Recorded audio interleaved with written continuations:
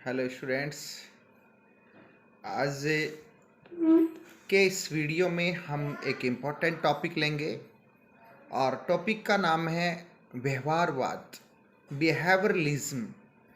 कल मैंने जो वीडियो आपको डाले थे उसमें राजनीति विज्ञान विषय की उत्पत्ति, विकास और अर्थ का वीडियो मैंने डाला था। दूसरा वीडियो मैंने डाला था राजनीति विज्ञान विषय का परंपरागत दृष्टिकोण, और तीसरा वीडियो मैंने डाला था राजनीति विज्ञान विषय का आधुनिक दृष्टिकोण। और इन्हीं वीडियो में मैंने आपको इस टॉपिक की थोड़ी सी भूमिका बताई थी कि द्वितीय विश्व युद्ध के बाद राजनीति विज्ञान विषय में एक नवीन दृष्टिकोण या नवीन उपागम का प्रतिपादन हुआ, जिसे व्यवहारवादी उपागम या आधुनिक उपागम कहा जाता है। और इसके बारे में आज हम विस्तार से चर्चा करेंगे कि ये जो व्यवहारवाद का टॉपिक है, इस टॉपिक के अंतर्गत कौन कौन सी महत्वपूर्ण विषय वस्तुएं आती हैं।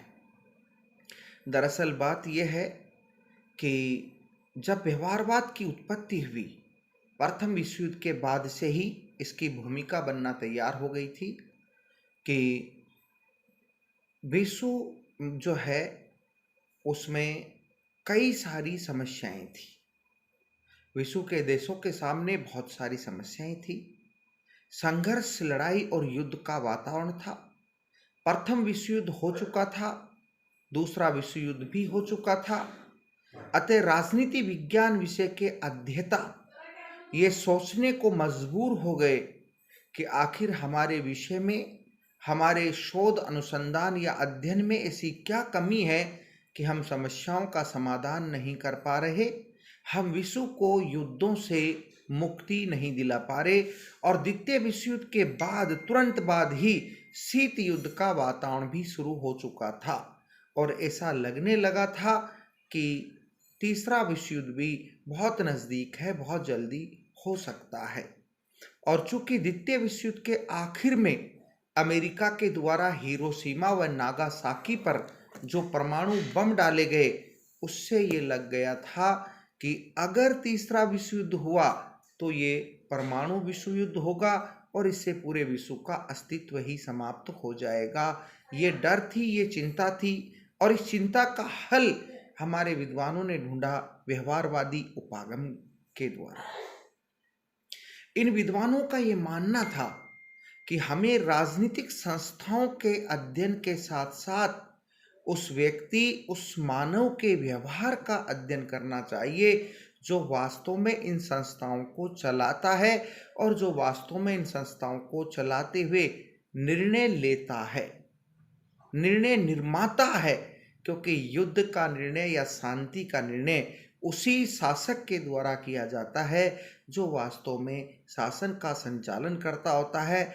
उस व्यक्ति का व्यवहार कैसा है, वो व्यक्ति किन परिस्थितियों से, किस वातावरण से, किन बातों से प्रेरित होकर युद्ध जैसा निर्णय लेने को मजबूर हो जाता है या निर्णय लेता है या फिर शांति का निर्णय करता है।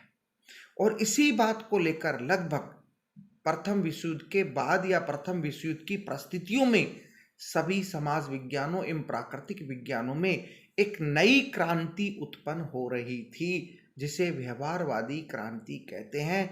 और व्यवहारवादी क्रांति सबसे पहले जीव विज्ञान में आई, जीव विज्ञान के बाद गणित में आई और धीरे धीरे प्राकृतिक विज्ञानों के बाद समाज विज्ञान में आई। जॉर्ज एफ बर्टलैंफी को इसका जनक माना जाता है, जो प्रसिद्ध जीवशास्त्री थे। और उसके बाद किस प्रकार से व्यवहारवाद का उदय राजनीति विज्ञान विषय में हुआ, इस पर चर्चा में आधुनिक दृष्टिकोण के अंतर्गत कर चुका हूं। लेकिन फिर से मैं आपको बताऊंगा कि राजनीति विज्ञान विषय में व्यवहारवाद के वास्तविक जनक तो डेविड ईस्टन माने जाते हैं, लेकिन डेविड ईस्टन से पहले भी कुछ ऐसे विद्वान थे जिन्होंने अपनी पुस्तकों, अपनी रचनाओं में व्यवहारवाद की शुरुआत कर दी थी, व्यवहारवादी उपागम या दृष्टिकोण की शुरुआत कर दी थी। या हम कहें कि उनकी रचनाओं में डेविड ईस्टन से पहले भी व्यवहारवाद के आरंभिक संकेत हमें देखने को मिलते हैं। और राजनीति विज्ञान विषय में इसकी शुरुआत होती है सन 1908 से। सन 1908 में ब्रिटेन में दो प्रसिद्ध लेखकों की पुस्तकें प्रकाशित हुई, एक ग्राहम वालास की और एक आर्थर बेंटले की। ग्राहम वालास ने अपनी पुस्तक लिखी ह्यूमन नेचर इन पॉलिटिक्स और आर्थर बेंटले ने अपनी पुस्तक लिखी द प्रोसेस ऑफ गवर्नमेंट। और इन दोनों पुस्तकों में कहीं ना कहीं आर्थर बेंटले व ग्राहम वालास ने इस बात पर प्रकाश डाला कि राजनीतिक संस्थाओं के अध्ययन के साथ साथ हमें मानव की प्रकृति, उसके नेचर, उसके व्यवहार और सत्ता या संस्थाओं से जुड़े हुए जो संघ हैं, जो अन्य समुदाय हैं, जो मानवों से जुड़े हुए हैं और जिनके माध्यम से व्यक्ति या मानव का व्यवहार रिफ्लेक्ट होता है और जो शासन सत्ता या राज्य या सरकार को भी प्रभावित करते हैं, उन संस्थाओं का अध्ययन किया जाना चाहिए। इसके बाद एक महत्वपूर्ण घटना व्यवहारवाद की उत्पत्ति में जो घटती है वो है 1925 में चार्ल्स ई मेरियम की पुस्तक प्रकाशित होना। चार्ल्स ई मेरियम ने एक पुस्तक लिखी न्यू एस्पेक्ट्स ऑफ पॉलिटिक्स, राजनीति विज्ञान के नवीन आयाम, और इसी पुस्तक को व्यवहारवाद की आधारशिला माना जाता है। और इसी पुस्तक को लिखने के कारण चार्ल्स ई मेरियम को व्यवहारवाद का बौद्धिक जनक या दार्शनिक पिता कहा जाता है। इन्होंने राजनीति विज्ञान विषय में नवीन आयामों का अध्ययन करने पर बल दिया और मुख्यतः उन नवीन आयामों में इन्होंने मानवीय व्यवहार के अध्ययन पर बल दिया। और चार्ल्स ई मेरियम के शिष्य थे डेविड ईस्टन। चार्ल्स ई मेरियम ने जिस उपागम की नींव रखी, आधार रखा, उस पर व्यवहारवाद की इमारत खड़ी करने का श्रेय डेविड ईस्टन को जाता है। डेविड ईस्टन ने 1949 में एक लेख लिखा और उस लेख का नाम था the current meaning of behaviourism. The current meaning of behaviourism नामक इस लेख में डेविड ईस्टन ने बाकायदा व्यवहारवादी उपागम का प्रतिपादन किया, व्यवहारवादी क्रांति का प्रतिपादन राजनीति विज्ञान विषय में किया। और राजनीति विज्ञान विषय में व्यवहारवादी जो उपागम उत्पन्न हुआ उसी को आधुनिक दृष्टिकोण भी कहते हैं। व्यवहारवादी उपागम के अंतर्गत डेविड ईस्टन आदि व्यवहारवाद के विद्वानों ने राजनीति विज्ञान विषय को शुद्ध विज्ञान बनाने पर बल दिया, प्राकृतिक विज्ञानों की तरह शुद्ध विज्ञान बनाने पर बल दिया और इस बात पर बल दिया कि राजनीति विज्ञान विषय को हम शुद्ध विज्ञान बनाएंगे ताकि इसमें भी प्राकृतिक विज्ञानों के समान भविष्यवाणियां की जा सके और वो भविष्यवाणियां सत्य सिद्ध हो सके। अतः आधुनिक दृष्टिकोण के जो ये व्यवहारवादी विद्वान हैं, इन्होंने इस बात को स्पष्ट कहा कि व्यवहारवाद परंपरागत दृष्टिकोण के विरुद्ध असंतोष का परिणाम है। परंपरागत दृष्टिकोण के अंतर्गत विद्वान केवल राज्य व सरकार नामक संस्थाओं के अध्ययन पर बल देते हैं, जबकि इन संस्थाओं के जो संचालन करता है उनका व्यवहार का अध्ययन नहीं किया जाता, उनके व्यवहार के अध्ययन पर बल नहीं दिया जाता। अतः हम व्यवहारवाद के अंतर्गत उन मानवों के, उन व्यक्तियों के मानवीय व्यवहार के अध्ययन पर बल देंगे जो वास्तव में इन संस्थाओं के या राज्यों के संचालन करता है। अतः व्यवहारवाद का मूल मंत्र मानवीय व्यवहार के अध्ययन पर बल देना है। व्यवहारवाद का मूल मंत्र मानवीय मूल्यों से निरपेक्ष रहते हुए तथ्यों के अध्ययन पर बल देना है। व्यवहारवाद का मूल मंत्र राजनीति विज्ञान विषय में संस्थागत अध्ययन, ऐतिहासिक, कानूनी और दार्शनिक अध्ययन के स्थान पर वैज्ञानिक एवं अनुभव मूलक अध्ययन पर बल देना है। तो इन्होंने कहा कि हम राजनीति विज्ञान को एक ऐसा विषय बनाएंगे जो तथ्यों पर आधारित हो, जो मूल्य निरपेक्ष हो और जिसमें शोध एवं अनुसंधान किए जाएं, जिनमें वैज्ञानिक, अनुभविक और यथार्थवादी विधियों का प्रयोग किया जाए, जिससे कि हम राजनीति विज्ञान विषय में समस्याओं का समाधान कर सकें। इसी को लेकर डेविड ईस्टन ने इसका प्रतिपादन किया। डेविड ईस्टन ने व्यवहारवाद की 8 विशेषताएं बताई जिनको व्यवहारवाद की आधारशिला कहा गया। ये आपके लिए बहुत इंपॉर्टेंट है स्टूडेंट्स, क्योंकि कई बार हमारी यूनिवर्सिटी के एग्जाम में ये क्वेश्चन आ जाता है कि व्यवहारवाद की विशेषताओं का विश्लेषण कीजिए। तो डेविड स्टर्न ने व्यवहारवाद की कुल 8 विशेषताएं बताई हैं और डेविड स्टर्न ने इन 8 विशेषताओं को व्यवहारवाद की आधारशिला भी कहा है। तो व्यवहारवाद की कौन सी 8 विशेषताएं डेविड स्टर्न के द्वारा बताई गई हैं, ये 8 विशेषताएं मैं एक एक करके आपको बताऊंगा।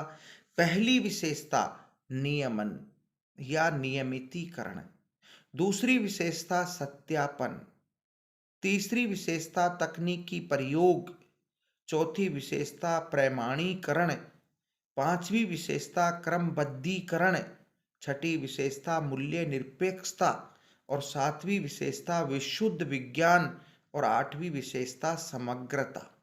समग्रता, ये 8 विशेषताएं बताई। पहली विशेषता, अब इन विशेषताओं का मैं एक एक करके विश्लेषण करता हूं। पहली विशेषता इन्होंने बताई नियमन या नियमितीकरण। नियमन या नियमितीकरण, रेगुलराइजेशन। और इसके अंतर्गत डेविड स्टर्न ने कहा कि राजनीति विज्ञान विषय के विद्वानों को, अध्येताओं को नियमित रूप से शोध एवं अनुसंधान करते रहना चाहिए ताकि समस्याओं का समाधान किया जा सके। नियमितीकरण या नियमन का अर्थ यही है कि राजनीति विज्ञान के जो विद्वान हैं, जो अध्येता हैं, उनको नियमित रूप से शोध व अनुसंधान करते रहना चाहिए, अध्ययन करते रहना चाहिए, हाथ पे हाथ रखकर नहीं बैठना चाहिए। दूसरी विशेषता सत्यापन। डेविड स्टर्न ने कहा कि राजनीति विज्ञान के अध्येता या विद्वान जो भी कार्य करें, जो भी शोध करें, अनुसंधान करें, निष्कर्ष निकालें, वो सत्यापित होने चाहिए, वेरीफाइड होने चाहिए। तीसरी विशेषता तकनीकी प्रयोग। डेविड स्टर्न ने कहा कि जिस प्रकार से प्राकृतिक विज्ञानों में शोध एवं अनुसंधान के लिए, निष्कर्ष निकालने के लिए तकनीकों का प्रयोग होता है, टेक्निक्स का प्रयोग होता है, हमें भी शोध व अनुसंधानों में प्राकृतिक विज्ञान की तरह तकनीकों का प्रयोग करना चाहिए ताकि हम शुद्ध निष्कर्ष निकाल सकें। प्रमाणीकरण। प्रमाणीकरण, शोध एवं अनुसंधान में जो भी निष्कर्ष निकले वो प्रमाणित होने चाहिए, उसके प्रमाण हमारे पास होने चाहिए। अर्थात आप जो भी कार्य करें, शोध करें, अनुसंधान करें, अध्ययन करें, वो प्रमाणित होना चाहिए, अप्रमाणित नहीं होना चाहिए, उसके प्रमाण हमारे पास होने चाहिए। पांचवी विशेषता है व्यवस्थाबद्धीकरण या क्रमबद्धता। व्यवस्थाबद्धीकरण या क्रमबद्धता, जो भी हम कार्य करें, शोध एवं अनुसंधान करें, वो क्रमबद्ध होने चाहिए, वो व्यवस्थित होने चाहिए, वो बिखरे हुए नहीं होने चाहिए, अक्रमबद्ध नहीं होने चाहिए, ऊपर नीचे या उल्टे सीधे नहीं होने चाहिए, वो सिस्टमेटिक क्रमबद्ध होने चाहिए, व्यवस्थित होने चाहिए। मूल्य निरपेक्षता। मूल्य निरपेक्षता एक बहुत बड़ी विशेषता है व्यवहारवाद की, मूल्य निरपेक्षता। मैंने कल आपको बताया था कि परंपरागत जो दृष्टिकोण है वो मूल्य सापेक्ष है, उसमें मानवीय मूल्यों के अध्ययन पर बल दिया गया है, जबकि व्यवहारवादी विद्वानों ने राजनीति विज्ञान को मूल्यों से परे करके, मूल्यों से पृथक करके प्राकृतिक विज्ञान बनाने की बात कही। और उन्होंने कहा कि राजनीति विज्ञान के विद्वानों को, अध्येताओं को शोध एवं अनुसंधान करते समय मूल्यों से पृथक रहना चाहिए, मानवीय मूल्यों से पृथक रहना चाहिए, क्योंकि मानवीय मूल्य हमें शुद्ध निष्कर्ष पर पहुंचने नहीं देते। अगर हमें राजनीति विज्ञान को शुद्ध विज्ञान बनाना है तो हमें मानवीय मूल्यों से पृथक रहकर कार्य करना चाहिए। विशुद्ध विज्ञान, pure science, pure natural science, विशुद्ध विज्ञान, राजनीति विज्ञान विषय को प्राकृतिक विज्ञानों के समान शुद्ध विज्ञान बनाने पर बल दिया गया। डेविड स्टर्न ने कहा कि हमें राजनीति विज्ञान विषय को शोध, अनुसंधान एवं तथ्यों पर आधारित, तकनीकों पर आधारित, प्रमाणों पर आधारित विशुद्ध विज्ञान बनाना है ताकि इसमें भविष्यवाणी की जा सके और भविष्यवाणी सही निकले। नेक्स्ट है समग्रता। समग्रता, राजनीति विज्ञान विषय का अध्ययन पृथक नहीं करना है, अलग से नहीं करना है, अपितु अन्य समाज विज्ञानों के साथ मिलाकर समग्र रूप से करने पर बल दिया गया कि राजनीति विज्ञान विषय का अध्ययन अन्य समाज विज्ञानों के साथ मिलाकर समग्र रूप से किया जाए, ताकि अन्य समाज विज्ञानों की जो अध्ययन पद्धतियां हैं उनका प्रयोग भी हम राजनीति विज्ञान विषय में कर सकें, उनकी विषय वस्तुओं का प्रयोग भी हम इसमें कर सकें, और इसी को अंतः अनुशासनात्मकता भी कहते हैं। तो डेविड स्टन ने व्यवहारवाद की ये 8 विशेषताएं या 8 आधारशिलाएं बताई हैं, 8 आधारशिलाएं बताई हैं। तो इस वीडियो में हम केवल यहीं तक की विषय वस्तु लेंगे। इससे आगे की जो विषय वस्तु है, जिसमें व्यवहारवाद में 2 इंपॉर्टेंट भी चीजें बची हुई हैं, एक तो व्यवहारवाद की सीमाएं और एक व्यवहारवाद की आलोचनाएं। तो व्यवहारवाद की सीमाएं, व्यवहारवाद की आलोचनाएं और उत्तर व्यवहारवाद जो है, ये मैं अगले वीडियो में लूंगा इस टॉपिक्स को।